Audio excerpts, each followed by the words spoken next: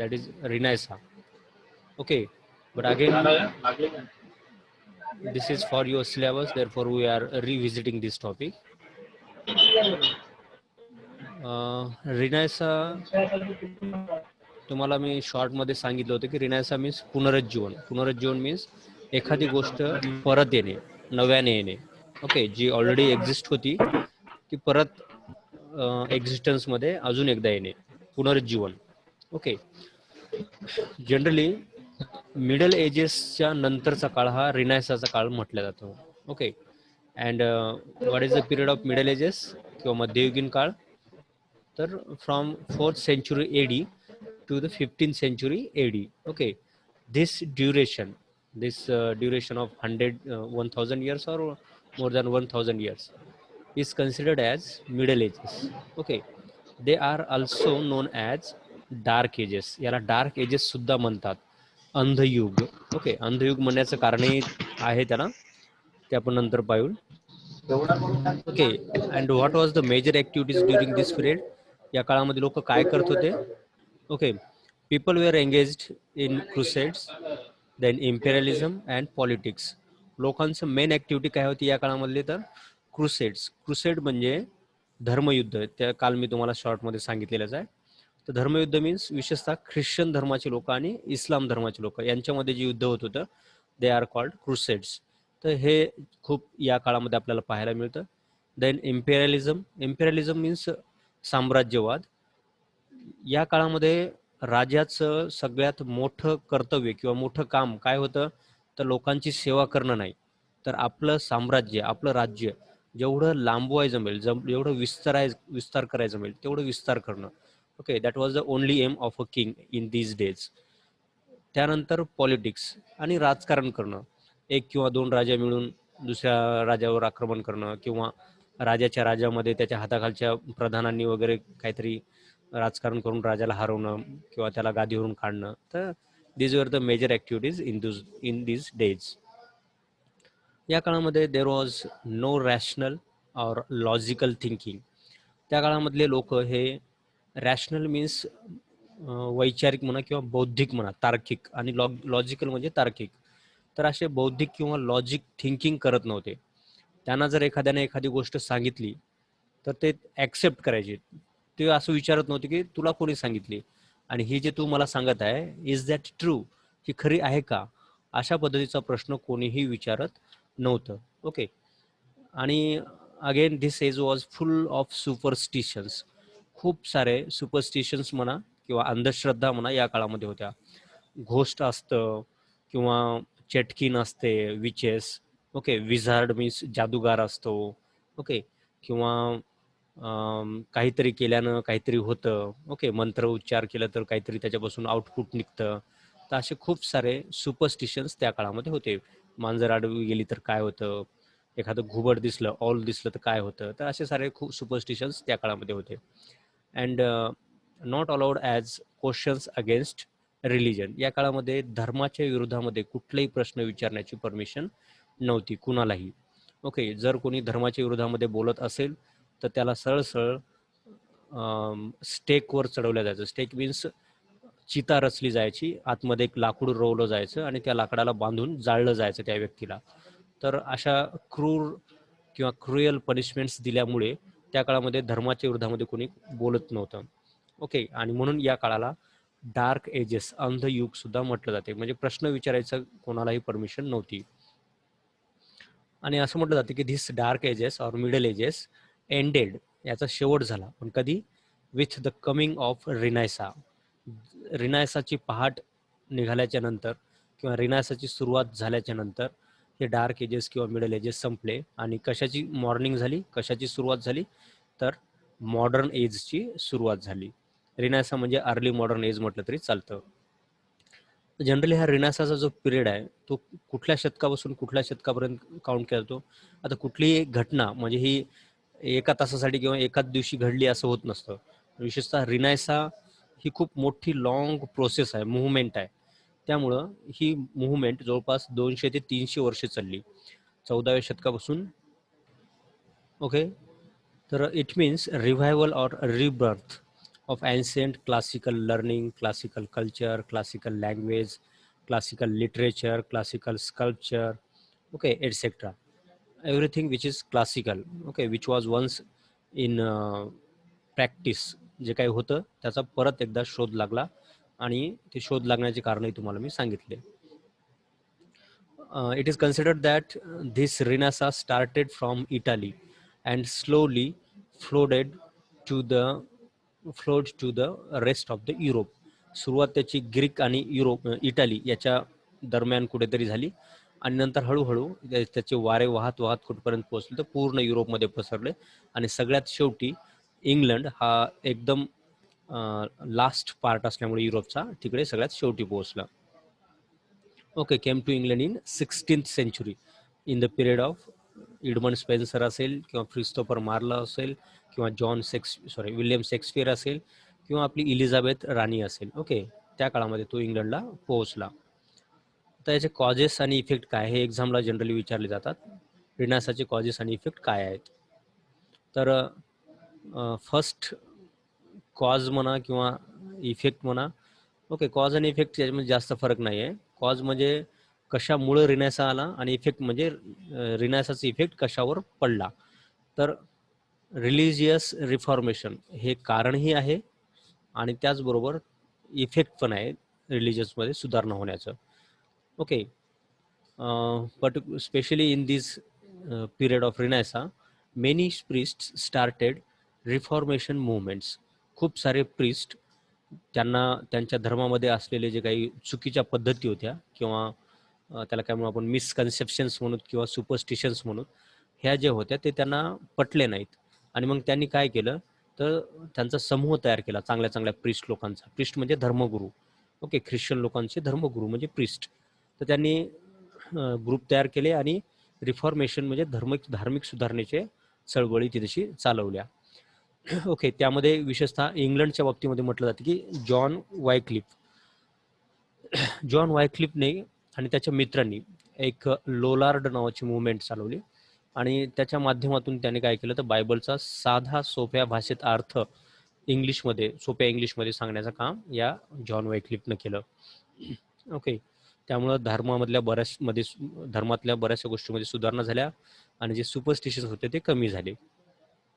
त्यानंतर they removed many misbeliefs from the society. Okay, चुकीच्या समजुती ज्या होत्या, मिसबिलीफ म्हणजे चुकीच्या समजुती, ओके, गैरसमजूत, तर ह्या दूर करण्यासाठी समाजामधून खूप मोठा फायदा या जॉन वायक्लिफनं केला. त्यानंतर याच काळामध्ये किंग हेनरी एथ हा एक राजा बनला होता. तुम्हाला सांगितलं की याला मुलगा पाहिजे होता आणि मग त्याने 6 लग्न केले. ओके, शेवटी एक मुलगा झाला परंतु तोही जास्त काळ वाचला नाही. 1.25 वर्षच तो फक्त राजा बनला. आणि याच्या बाबतीमध्ये पण तुम्हाला माहित आहे की तो जेव्हा रोमला गेला त्यावेळेस त्याला तिथल्या पोपनी भेटण्याची परमिशन दिली नाही आणि परमिशन न दिल्यामुळे त्यांनी काय केलं तर ॲक्ट ऑफ सुप्रिमसी त्याने पब्लिश केला किंवा पास केला आणि त्या ॲक्ट ऑफ सुप्रिमसीच्या नुसार he became the head of all the church in England. Okay, सगळ्या धार्मिक स्थळांचा तो हेड बनला.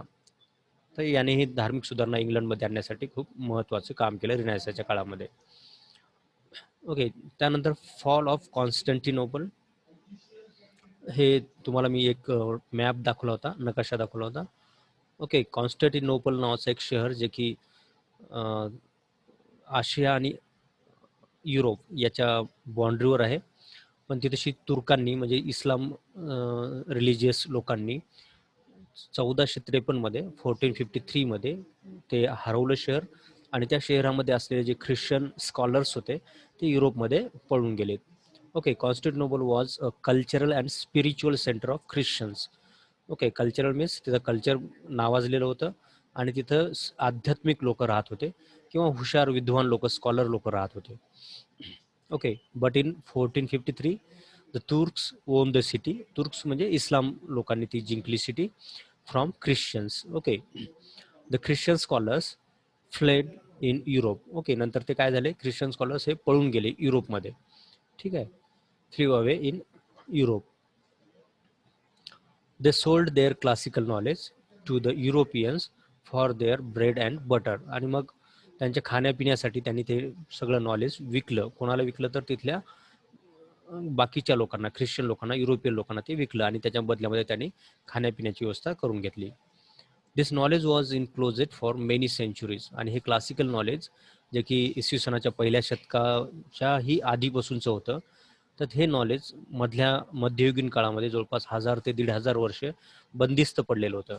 तर हे बंदिस्त नॉलेज आता लोकांपुढे परत एकदा आलं, म्हणून त्याला रिनायझा म्हटलं जाते. रिनायझा. Okay, रिनायझा.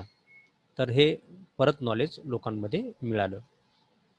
But now it made the people rational. पण आता त्या नॉलेजमुळं लोक हे हुशार झालेत, रॅशनल झालेत.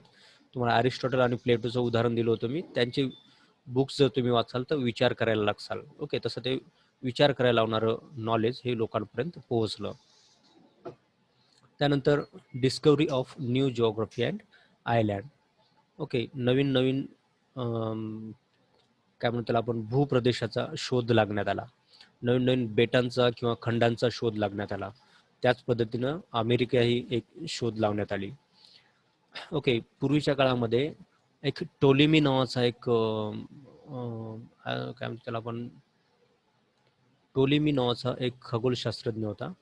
ओके, आणि त्या टोलेमीने असं सांगितलं होतं, आणि बायबलमध्येही असं सांगितलेलं आहे की आपल्या हिंदू धर्माच्या एक स्क्रिप्चरमध्ये हेच सांगितलेलं आहे, मुस्लिम धर्माच्या स्क्रिप्चरमध्ये हेच सांगितलेलं आहे की earth is the centre of solar system or the universe. सगळ्या ब्रह्मांडाचं सेंटर काय आहे तर आपली पृथ्वी आहे.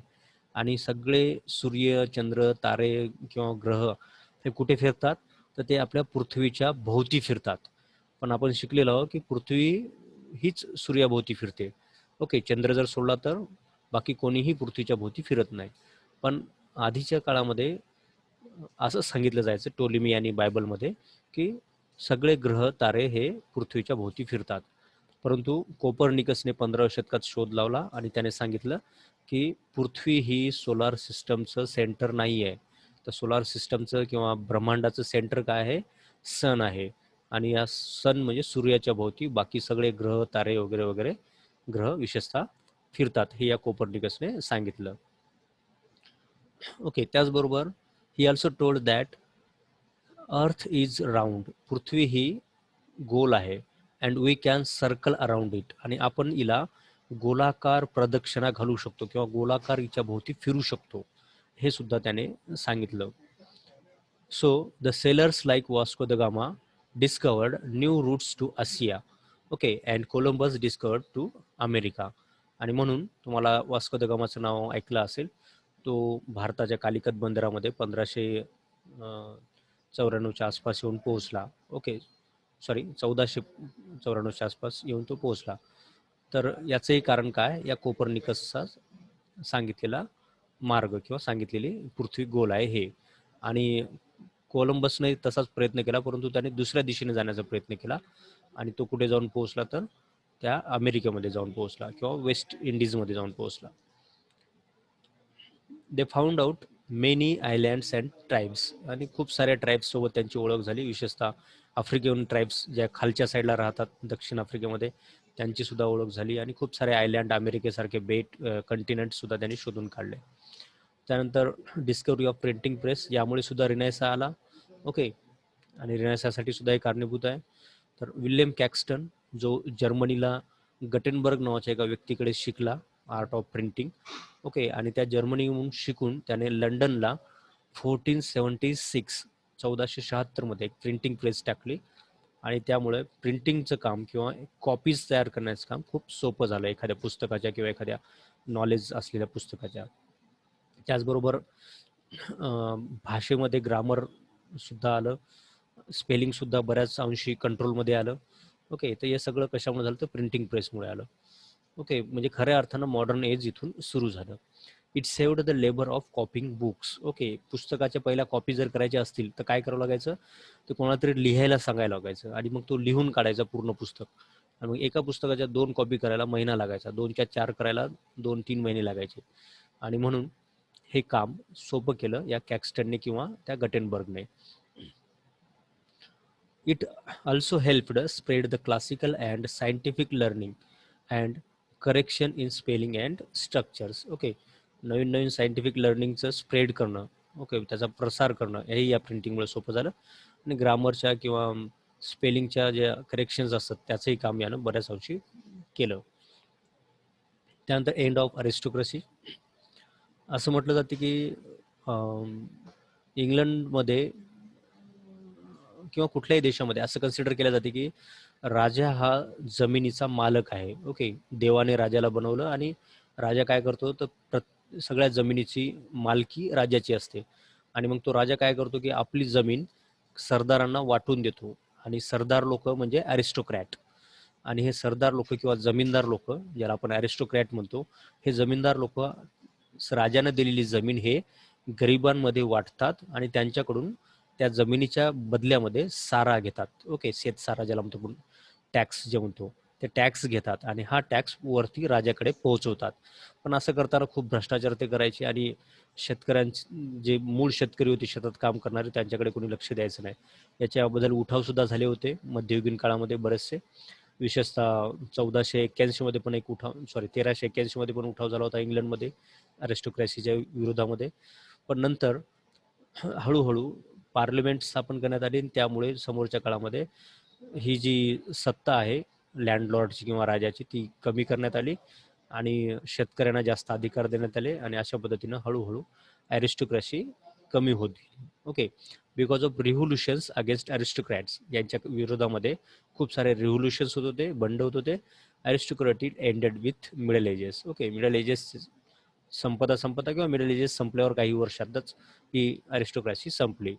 आणि याची जागा कोणी घेतली तर अरिस्टोक्रॅसीच्या ऐवजी तर ideas like democracy and commonwealth began to spread in Europe. Commonwealth means सगळ्यांची समान संपत्ती. ओके, कुणी एकाचीच ती संपत्ती नाही. आधी म्हणजे राजाची प्रॉपर्टी समजलं जायचं, आता तसं नाही, ही सगळ्यांचीच संपत्ती आहे आणि जो काम करेल त्याची जमीन, या हिशोबाने ती जमीन लोकांमध्ये मिळत होती. आणि डेमोक्रेसी म्हणजे लोकशाहीचा हळूहळू तिथे आता लोकशाही तर सुरू झालीच होती, पण ते अधिक दृढ बनत गेली, अधिक स्ट्रॉंग बनत गेली. त्यानंतर इन्फ्लुएन्स ऑफ ह्युमॅनिझम. याच काळामध्ये तुम्हाला मी सांगितलं की युनिव्हर्सिटीज स्थापन झाल्या होत्या 12व्या-13व्या शतकामध्ये. तर या युनिव्हर्सिटीजमधून खूप सारे विषय ज्याला ह्युमॅनिटीज म्हणतो आपण, जसं की आपलं लिटरेचर आहे. ओके, लिटरेचर सुद्धा एक ह्युमॅनिटीजचा सब्जेक्ट आहे. सोशॉलॉजी आहे, पॉलिटिकल आहे किंवा हिस्ट्री आहे. तर असेच ह्युमॅनिटीजचे जे सब्जेक्ट आहेत ते शिकवल्या जाऊ लागले. आणि या सगळ्या विषयांमधून काय शिकवलं जाते तर माणूस हा माणूस म्हणजे एक सामान्य जीव आहे आणि सगळेच माणूस, मग ते राजा असो, सरदार असो किंवा शिपाई असो किंवा शेतात काम करणारा तो शेतकरी असो किंवा अजून दुसरं कुठलं काम करणारा व्यक्ती असो, हे सगळे समान आहेत. ओके, तर हे आणि समान असल्यामुळे सगळ्यांनाच जीवन जगण्याचा सारखा अधिकार आहे. तर या गोष्टी, विशेषतः लव आणि परोपकार, ओके, चॅरिटी, हे मूल्य लोकांना शिकवले जाऊ लागले त्या ह्युमॅनिटीज सब्जेक्ट्समधून. आणि म्हणून ह्युमॅनिटीचा किंवा ह्युमॅनिझम म्हणजे मानवतावाद. ओके, तर त्या मानवतावादाचा प्रसार झाला आणि समोरच्या काळामध्ये गरीब श्रीमंत हा भेद तर राहिला, पण कमीत कमी कागदावर का होईना पण एक समानता लोकांमध्ये दिसून येऊ लागली.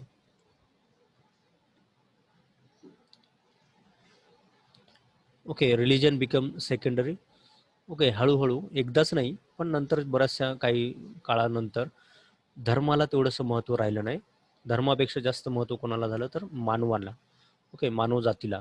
आधी मानवाला महत्त्व दिलं जाऊ लागलं आणि नंतर मग धर्माचा विचार केला जाऊ लागला.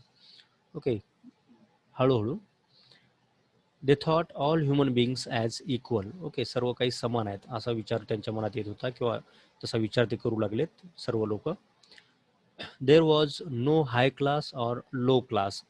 ओके, श्रीमंत, गरीब किंवा ते खालच्या वर्णाचे, वरच्या वर्णाचे वगैरे वगैरे असला कुठलाही भेद ते लोक आता मानायला ते थोडंसं कमी झालं होतं तसं मानणं. पण कुठे?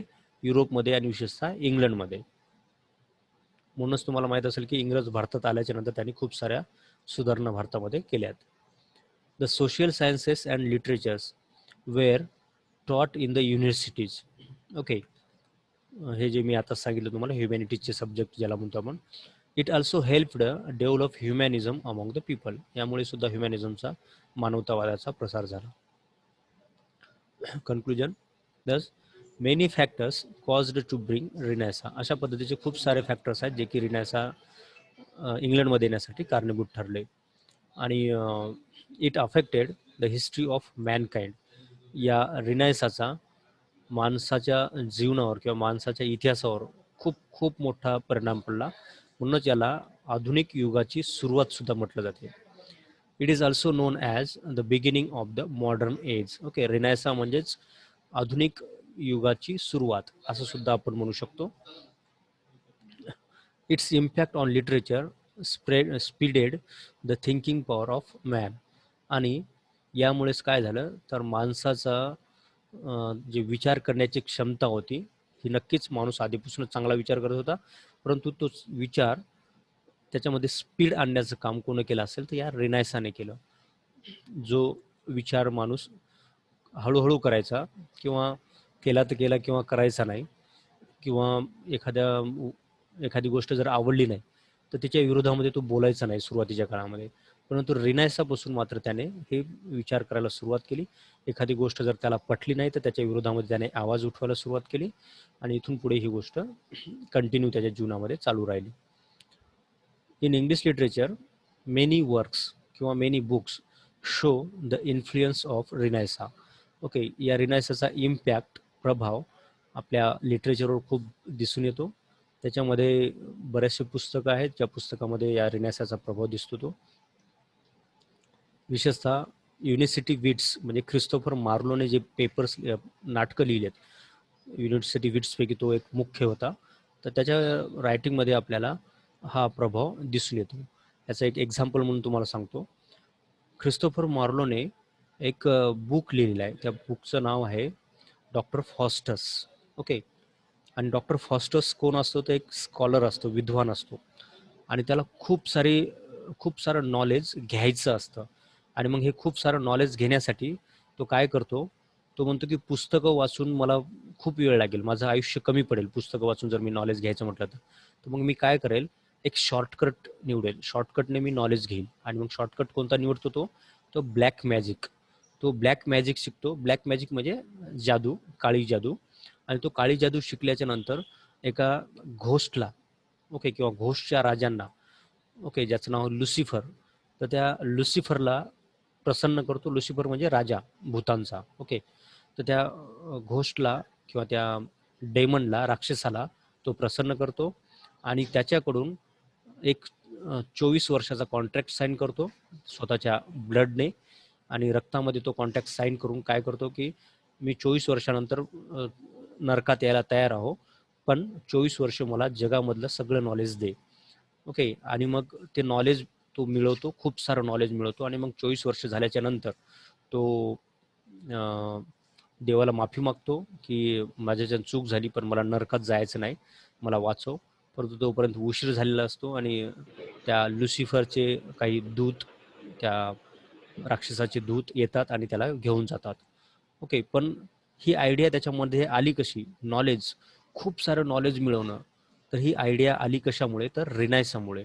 ओके, तर रिनायसामुळे मानवामध्ये नॉलेज मिळवण्यासाठी एक भूक तयार झाली, तहान लागली नॉलेजची. ओके, खूप सारं नॉलेज मिळवण्याची इच्छा तयार झाली, ते म्हणजे रिनायसामुळे. हे त्या नाटकामधून आपल्याला दिसून येतं. शेक्सपियरचे जर तुम्ही नाटकं पाहिलेत किंवा ऐकलेत, त्याच्या स्टोरीज खूप छान छान स्टोरीज आहेत. एवढ्या छान आहेत की तुम्हाला म्हणजे त्याच्यातला व्हिलन जरी असेल तरी व्हिलन कसा हिरो आहे हे तुम्ही सांगू शकता, आणि हिरो कसा व्हिलन आहे हे सुद्धा सांगू शकता. ते जर आपले ऑफलाईन क्लासेस झाले तर नक्कीच तुम्हाला त्याची उदाहरणं सांगेल मी. जॉन्सन नावाचा एक व्यक्ती होता, बेन जॉन्सन. या बेन जॉन्सनने क्लासिकल ड्रामे लिहिले. क्लासिकल ड्रामे म्हणजे 12 तासाच्या आत ती स्टोरी संपली पाहिजे. सकाळी सुरू होऊन सायंकाळपर्यंत ती स्टोरी संपते 12 तासात. ओके, तर तशा क्लासिकल ड्रामे त्याने लिहिलेत. यांच्या रायटिंगवर इन्फ्लुएन्स दिसतो. इन्फ्लुएन्स मीन्स प्रभाव. त्याचबरोबर मिल्टनचं पॅराडाईज लॉस्ट सुद्धा आपल्याला पाहायला मिळतं, ज्याच्यावर हा प्रभाव आहे. पॅराडाईज लॉस्ट हे इपिक आहे, खूप लांबलचक कविता आहे. एपिक मीन्स महाकाव्य, आपल्या रामायण महाभारतासारखं. आणि यामधून पण सुद्धा त्याच्यामधलं जे सैतानचं कॅरेक्टर आहे, सैतान मीन्स राक्षस, पण त्या सैतान चे जर तुम्ही डायलॉग्स वाचलात किंवा ऐकलात तर तुम्हाला कळेल की खरोखर हे किती ग्रेट मिल्टन रायटर होता. तो सैतान सांगतो की मी सुद्धा देवाचा भाऊच होतो, पण मला देवाने ते अधिकार नाही दिले जे तू स्वतः उपभोगत आहेस. आणि मानवाला सुद्धा सांगितलं की मानवा, तुला जर त्या देवाने तयार केलं असेल तर मग त्याने तुला दुःख का दिलं किंवा तुला चांगल्या गोष्टी ह्याच गोष्टी कर आणि दुसऱ्या गोष्टी करू नको असं का सांगितलं. ओके. तर याचा अर्थ देव पार्शियल आहे. देवाला वाटत नाही की तू त्याच्या बरोबरीने यावं. तू त्या झाडाचं फळ खावं, फ्रूट ऑफ नॉलेज, फ्रूट खावं आणि त्याच्यासारखं हुशार व्हावं असं त्याला वाटत नाही. ओके. असे खूप सारे डायलॉग्स आहेत त्या सैतानचे, जे वाचल्याच्या नंतर आपल्याला कळेल की खरंच हे रिनॅसाचा प्रभाव आहे मिल्टनवर किंवा त्याच्या रायटिंगवर झालेला. त्याचबरोबर एडमंड स्पेन्सरने एक लांबलचक कविता लिहिली अशीच, ज्याचं नाव आहे फेरी क्वीन. पण तो 7च पार्ट लिहू शकला. बाकीचे उरलेले पार्ट जे आहेत त्याला 12 पार्ट लिहायचे होते, पण बाकीचे बुक तो लिहू शकला नाही. 7 बुकमध्ये ही कविता लिहिली आहे फक्त त्याने. त्याचं नाव आहे फेरी क्वीन. तर हे सुद्धा त्या रिनेसाचाच एक प्रभाव आहे. बेकनचे एक एसेज आहेत. फ्रान्सिस बेकन नावाचा एक रायटर होऊन गेला याच काळामध्ये. त्याने एसेज ऑफ प्रॅक्टिकल विजडम, म्हणजे आपल्या प्रॅक्टिकल लाईफमध्ये काय घडते किंवा प्रॅक्टिकल विजडम कसं असते, शहाणपण, याच्याशी रिलेटेड ते एसेज लिहिले. ओके. जसं की माणसाने लग्न कसं करावं किंवा कधी करावं, खूप आधीही करू नये आणि खूप नंतरही करू नये, योग्य वेळी करावं. किंवा वाईफ काय असते, वाईफ ही मैत्रीण असते, नर्स असते आणि असे बरेचसे प्रकार एका वाईफचे असू शकतात. असे खूप सारे पुस्तकं कसे असतात, काही पुस्तकं हे पूर्ण समजून घेण्याचे असतात, काही पुस्तकं फक्त ओव्हरलुक करण्याचे असतात, तर काही पुस्तकं फक्त 4 ओळी वाचून टाकून द्यायचे असतात.